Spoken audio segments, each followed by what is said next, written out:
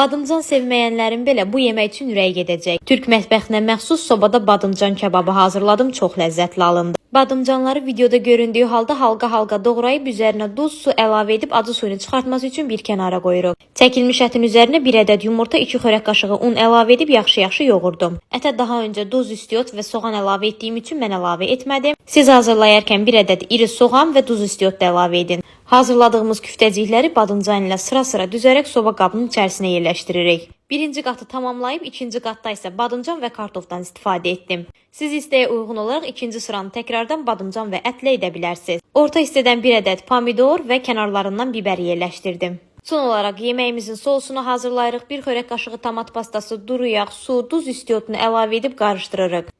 Yeməyin üzərinə əlavə edib əvvəlcədən isidilmiş 260 dərəcəli sobada təxmini 40 dəqiqə bişiririk. Heç olmasa bir dəfə də olsa bu yeməyi hazırlayıb mütləq dadına baxmalısınız. İndidən hazırlayacaq olan hər kəsə nuş olsun. Hələlik!